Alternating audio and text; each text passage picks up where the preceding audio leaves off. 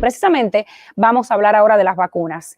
Con la aprobación de la vacuna de Johnson & Johnson, ya son 3 las vacunas aprobadas ya por la FDA para el uso de emergencia aquí en Estados Unidos. La de Pfizer y Moderna son bastante similares, tienen bastante en común. Sin embargo, la de Johnson & Johnson, que requiere de una sola dosis, tiene algunas diferencias pues más notables. Esta noche nos acompaña la doctora Dadilia Garcés, epidemióloga del Miami-Dade College, y también el doctor José González Zamora, experto en enfermedades infecciosas de la Universidad de Miami. A ambos, gracias por estar una vez más con nosotros aquí en Encuentro Virtual. Doctora, comienzo con usted, que es la dama. La pregunta que muchos me han hecho y me lo hacen realmente casi todos los días: ¿cuál vacuna es la mejor? En estos momentos todas las vacunas son las mejores. El hecho de que tengamos una vacuna es lo mejor. Tienes la probabilidad de colocarte cualquiera, ya sea la de Johnson, la de Pfizer o de la Moderna, colócatela.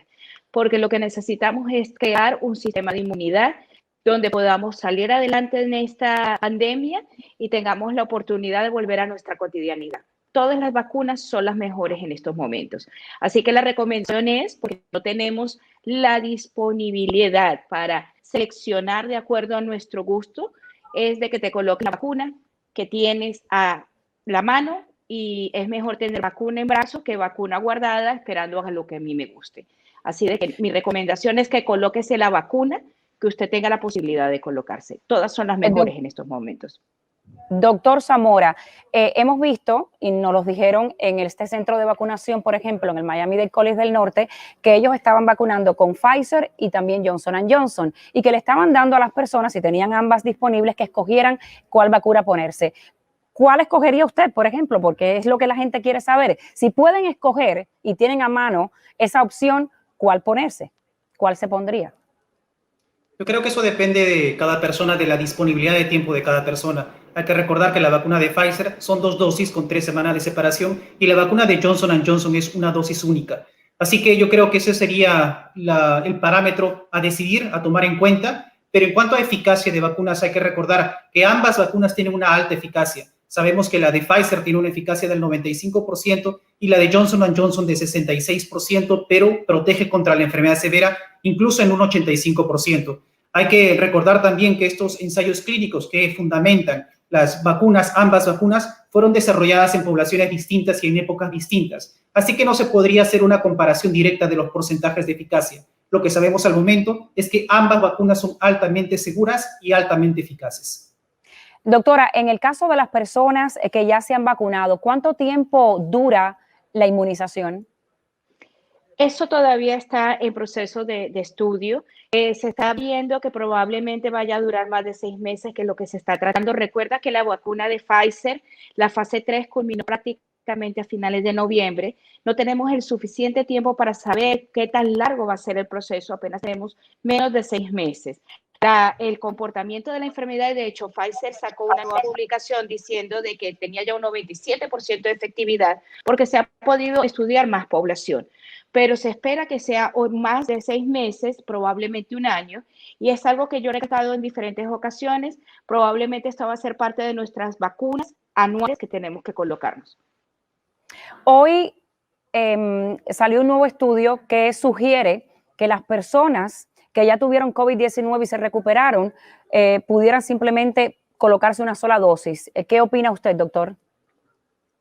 Bueno, son estudios que nos dan a conocer incluso cómo se comporta la inmunidad con la vacunación. Yo creo que son estudios muy importantes. Bueno, al momento son estudios todavía escasos, necesitamos más estudios para comprobar estos hallazgos, pero también hay que destacar que países como Francia, por ejemplo, han adoptado esta nueva recomendación de solamente colocar una vacuna en las personas que tienen un antecedente de infección por coronavirus. Yo creo que mientras más vayamos avanzando en este proceso de vacunación, vamos a ir aprendiendo, y posiblemente esto sea una de las acciones, medidas que podamos tomar en el futuro, pero cuando tengamos más estudios que confirmen la eficacia de estas vacunas. Pero, por ejemplo, una persona que ya se recuperó del COVID, ¿sería más factible que recibiera la vacuna de Johnson & Johnson, que requiere solamente de una dosis? O si se coloca la de Pfizer, no necesariamente tiene que recibir la segunda dosis, y quizás esas quedan para más personas. O sea, ¿pudiera recomendarse eventualmente esto que le estoy hablando, o mejor seguir las pautas ya establecidas? Yo creo que eventualmente se podría adoptar una medida de ese tipo, pero en la actualidad, al momento, se recomienda las 2 dosis, así la persona haya estado infectada por coronavirus, y de Johnson Johnson solamente es una dosis, así que esta recomendación se mantiene. Con el tema de las variantes, doctora, ¿cuál de las 3 vacunas es más efectiva de las variantes del virus? Con las variantes del virus, las 3 han mostrado que no son tan efectivas, sobre todo con la cepa sudafricana. Así de que están trabajando, de hecho, sobre el paso para crear modificaciones a la vacuna en caso de que esta variante se vuelva predominante, porque es la que se ha mostrado que es un poco más inteligente, para ponerle un nombre, y el cambio que tuvo en la estructura permite infectar y engañar el sistema inmune para que no la reconozca. Pero en general, y eso es lo que estoy de acuerdo con el doctor, la de Johnson Johnson tuvo la oportunidad de aplicar más vacunas en Sudáfrica y por eso sus números son diferentes en correlación y fueron en tiempos diferentes con la de Pfizer. Pfizer se hizo antes de que se demostraran que las variantes estaban circulando, como están circulando, y la de Moderna, la de Moderna se hizo nada más aquí en Estados Unidos, con población de Estados Unidos, y la de Johnson Johnson tuvo una porción en Sudáfrica y el resto de Latinoamérica y Estados Unidos. Por eso es que cuando se hace el promedio, su efectividad es de 66%. Pero hasta ahora todas están por encima del 50%, que es lo que se está esperando en estos momentos para poder inmunizar a las personas. Así que estamos confiados de que continuemos así.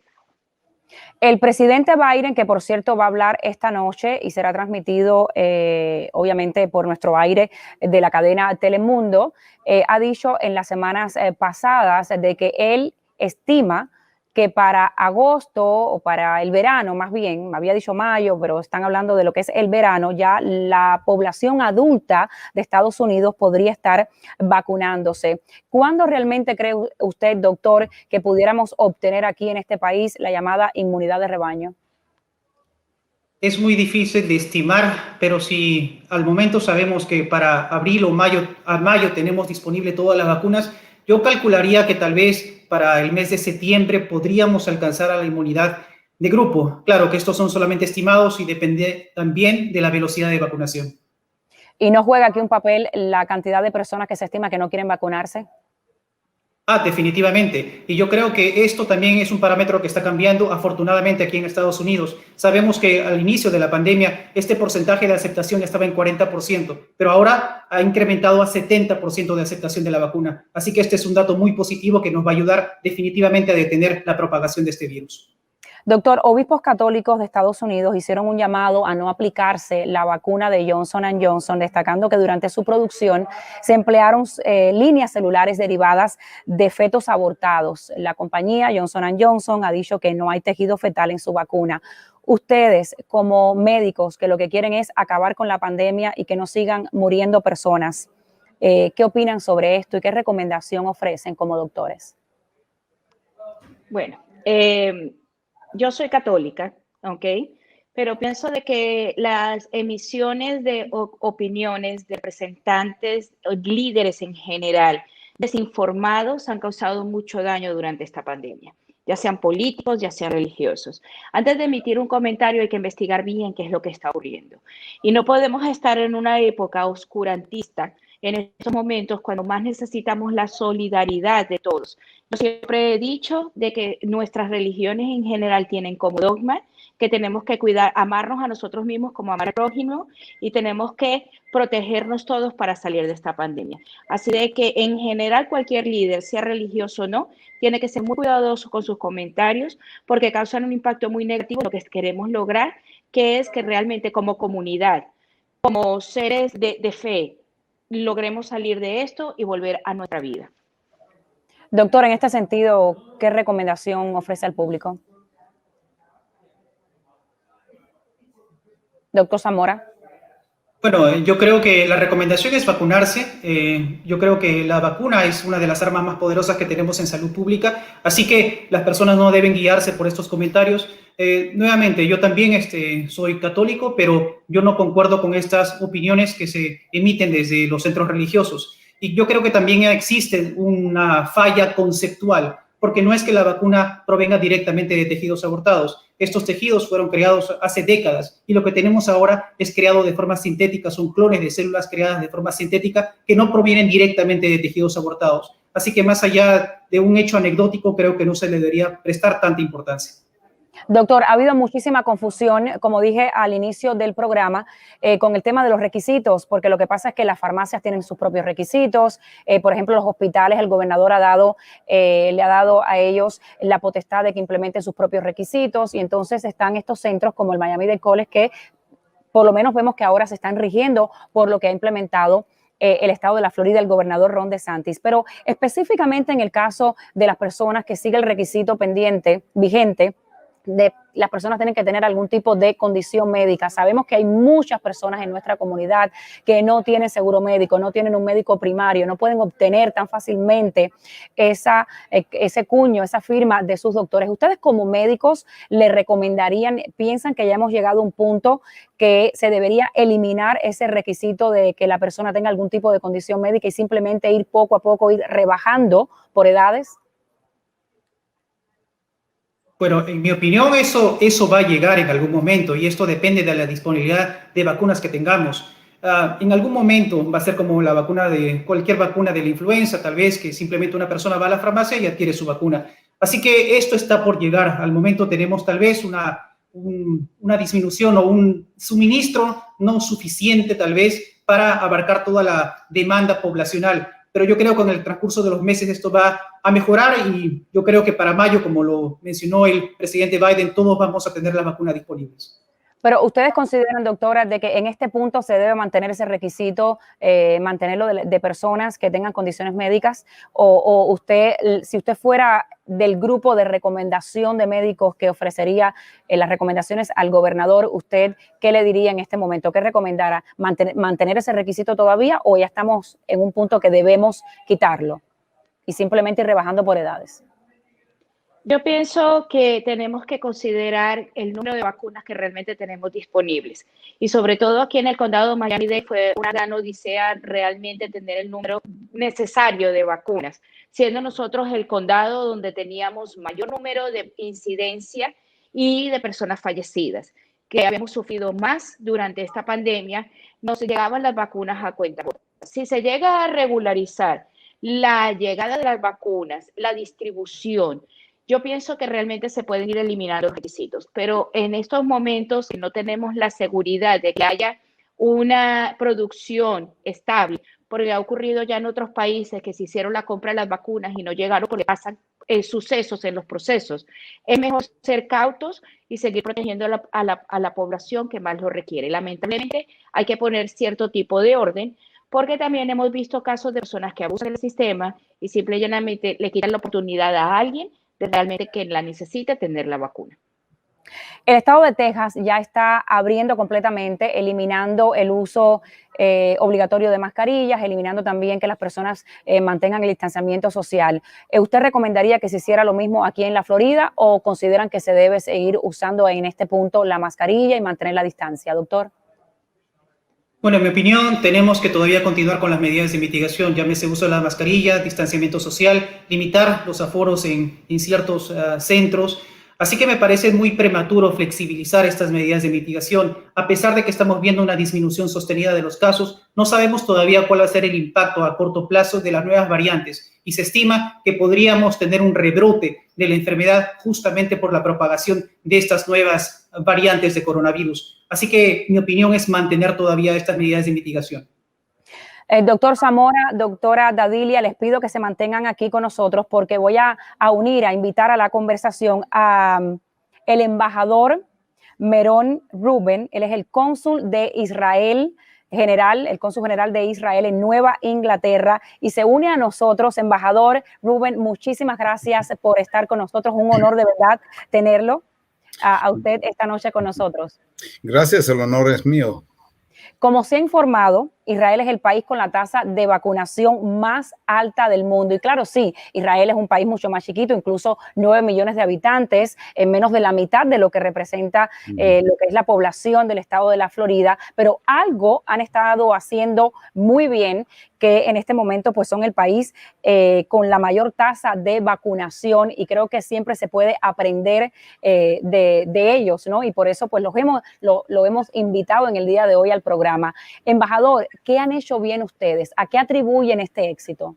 Bueno, hay algunas cositas para enfocarse. Primero que nada, de los casi 9,5 millones de habitantes que tiene Israel, más de 5 millones ha recibido los 2 dosis y más de 4 millones un dosis, por supuesto.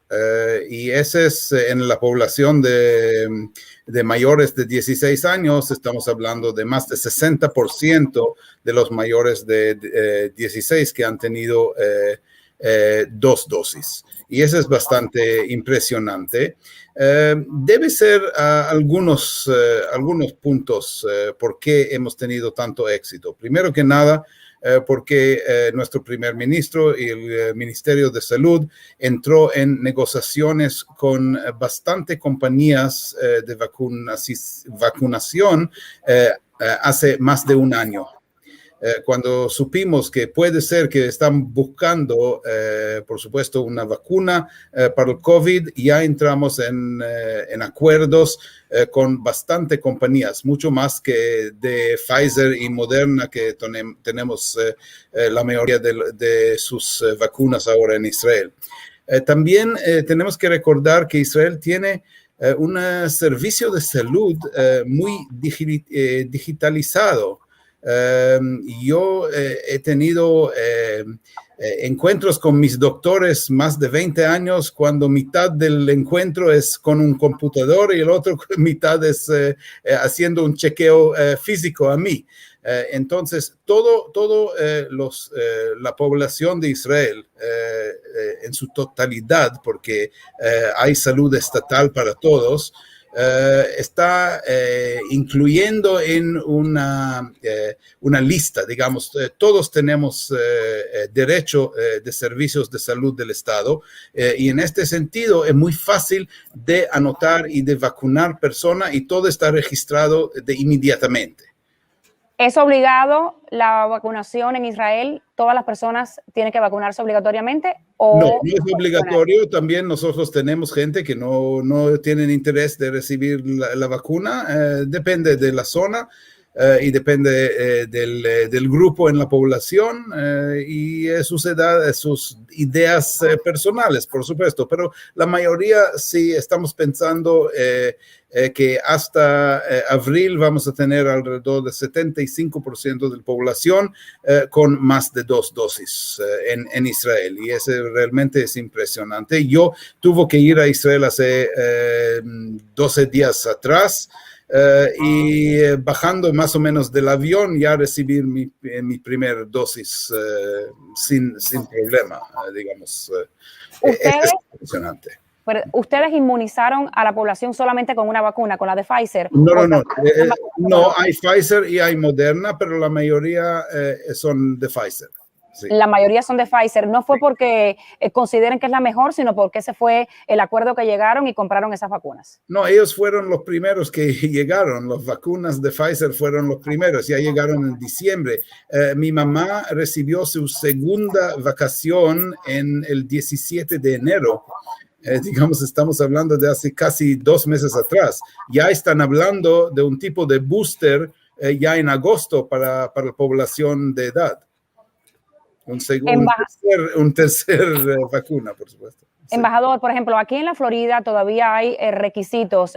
Las personas ahora, recién el lunes, que van a empezar a vacunarse personas mayores de 60 años en algunos lugares, pero todos con condiciones preexistentes. Tienen que presentar una prueba de que tienen algún tipo de condición médica. En otros lugares sí están vacunando mayores de 16 años, pero también deben presentar que tienen algún tipo de condición. ¿Ustedes consideran... Ustedes no lo hicieron de esa manera? No, sí, en el principio sí.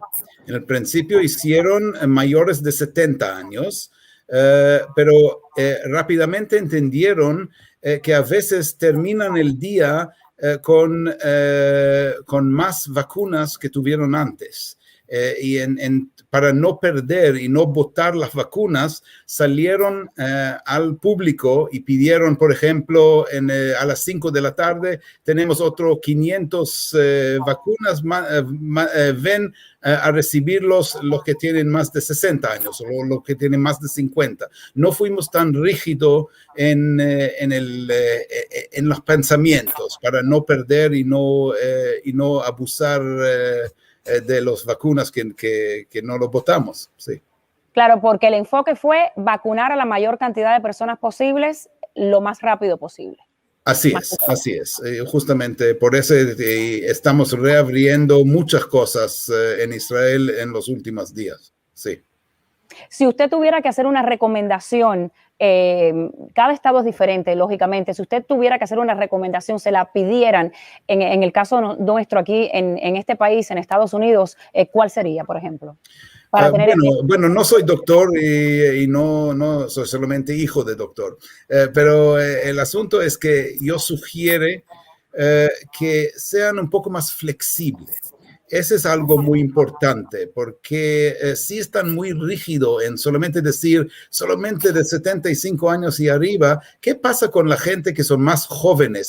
Pero a veces hay nietos en el mismo familia de los ancianos, y ellos también necesitan ser vacunadas. Y eso es muy importante, un poco de flexibilidad en todo el asunto, y mi sugerencia a todos es ir a vacunarse. Eso es muy importante. Doctora Dadilia, ¿qué hemos aprendido de la pandemia en este año? Mira, hemos aprendido de que como público en general, como población mundial, necesitamos estar más preparados porque esto va a seguir viniendo. Ya se venía anunciando, se nos olvidó la historia, cada 100 años tenemos una pandemia, pensamos que no nos iba a tocar. Muchos países abandonaron sus líneas de investigación en virus respiratorios y eso debilitó un poco el sistema y tenemos que prestarle más atención y hacer una mayor inversión, que es lo que menciona el señor cónsul, en salud pública. Cuando tú tienes un sistema de salud pública más sólido y firme, tienes la capacidad de respuesta mejor para cualquier circunstancia. Así que esto yo creo que ha sido los grandes aprendizajes durante este año. Doctor Zamora. Yo creo que una de las principales enseñanzas que hemos tenido de esta pandemia es que tenemos que trabajar juntos para lograr controlar una infección de este tipo. Si caemos en el individualismo, no vamos a lograr los objetivos trazados. Así que esto tiene que ser un esfuerzo conjunto de todo el país, de todo el mundo, para poder lograr los objetivos trazados. Algo que es muy importante, y he visto en Israel, embajador Rubén, es que allí todo el mundo, todas las personas tienen que estar registradas con un doctor. Sí, por supuesto, desde el nacimiento. Hay 4 grupos generales, digamos, donde puedes elegir y puedes traspasar de un lugar al otro y ellos no pueden denegarte la entrada al grupo médico, tampoco si tienes una historia médica problemática. Y eso usted cree que ayudó también a la inmunización. Por supuesto, que todos están registrados y todos están documentados, sí, por supuesto. Doctora Dadilia, doctor Zamora, embajador Rubén, muchísimas gracias por estar con nosotros esta noche en el encuentro virtual y compartir sus conocimientos y aclarar tantas dudas que también tiene la población con referencia a las vacunas y al proceso de inmunización. Buenas noches, gracias. Buenas noches. Buenas noches.